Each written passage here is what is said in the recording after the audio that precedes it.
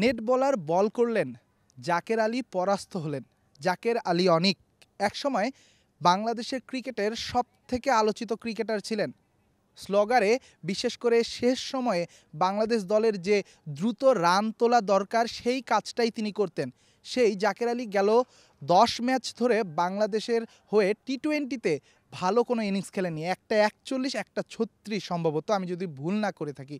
সেই জাকের আলী কি আগামী ম্যাচে অর্থাৎ ওয়েস্ট ইন্ডিজের সাথে বাংলাদেশের যে টি-টোয়েন্টি সিরিজ, সেই সিরিজের প্রথম ম্যাচে সুযোগ পাবে? হিসাব অন্তত বলছে এমনটা হওয়ার সম্ভাবনা খুবই কম। কারণ আজকের যদি অনুশীলনটা আমরা দেখি, প্রথম থেকে লিটন কুমার দাস যখন মাঠে এসেছেন, মাঠে এসে সবার আগে তিনি কোচ ফিল সিমন্সকে নিয়ে উইকেটে এসেছেন। উইকেটে এসে তিনি দেখেছেন এখানকার উইকেটের পরিস্থিতি, যেটা মিরপুরের থেকে একেবারে ভিন্ন।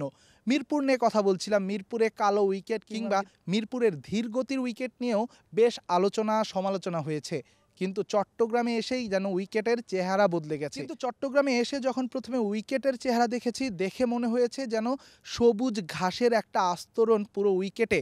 এই উইকেটে কিন্তু ব্যাটাররা রান পাবে, এই উইকেটে কিন্তু বোলাররা, স্পিনাররা বিশেষ করে সুবিধাটা কম পাবে।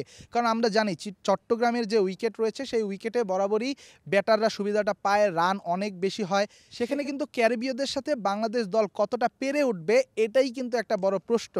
তবে তার আগে জাকের আলী অনিককে নিয়ে যেটা বলছিলাম, জাকের আলী অনিক সম্প্রতি সময়ে তার ওয়ানডে কিংবা টি-টোয়েন্টি যেই ফরম্যাটই বলুন না কেন, খুব একটা ভালো সময় কাটাচ্ছেন না তিনি। একটা ছোট পিরিয়ডের কথা যদি বলি, ওই সময়টায় জাকের আলী অনিক কিন্তু বাংলাদেশ দলের হয়ে খুব ভালো একটা সময় পার করছিলেন, খুব ভালো ইনিংসগুলো খেলছিলেন, যেটা তার কাছ থেকে বাংলাদেশ দল কিংবা বাংলাদেশ ক্রিকেট ভক্তরা আশা করে, সেই আশাটা কিন্তু তিনি পূরণ করতে পেরেছিলেন।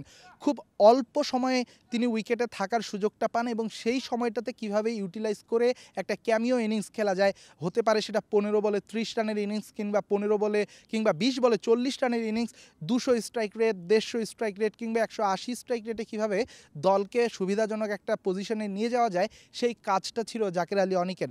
কিন্তু আমরা যদি এশিয়া কাপ থেকে ধরি, এশিয়া কাপ থেকে টানা ফ্লপ জাকের আলী অনিক। এর ফলে কিন্তু তিনি ওয়ানডে দলেও জায়গা হারিয়েছেন। এবার টি-টোয়েন্টি দলেও কি তিনি জায়গা হারাতে যাচ্ছেন? প্রশ্নটা এখানেই। হিসাব বলছে টি-টোয়েন্টি দলে হয়তো বা প্রথম ম্যাচে জাকের আলী অনিককে সুযোগ দেওয়া হবে না এবং তার জায়গায় খেলানো হবে নুরুল হাসান সোহানকে।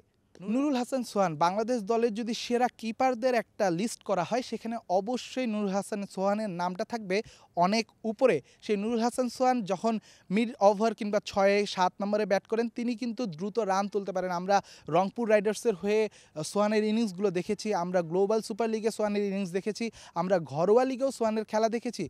সোহান আসলে ঘরোয়া লিগ কিংবা ছোট ফরম্যাটের যে ওই যে ক্যামিও ইনিংসটা, সেটা কিন্তু তিনি বরাবরই ভালো সার্ভিস দিয়ে থাকেন দলকে, এবং লিটন হয়তোবা সেই সোহানের ওপরেই ভরসাটা রাখবেন। অন্যদিকে আরেকটাও কারণ হতে পারে লিটনের ইনজুরি।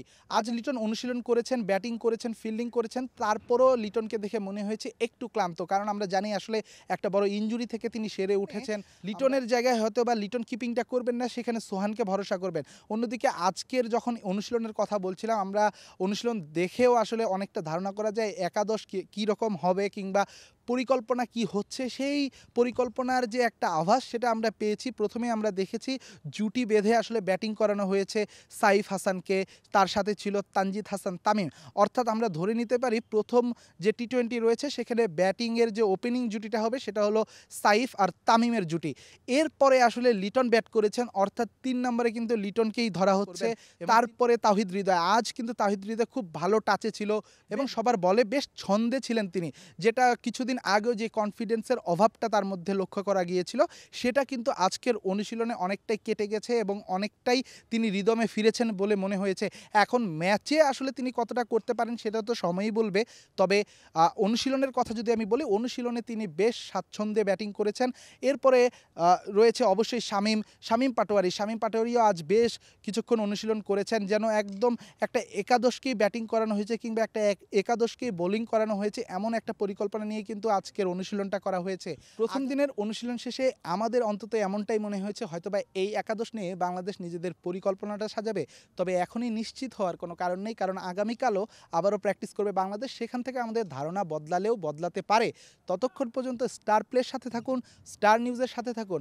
আমি আপনাদের চট্টগ্রাম থেকে জানাবো বাংলাদেশ ওয়েস্ট ইন্ডিজের টি-20 সিরিজের সকল খবর।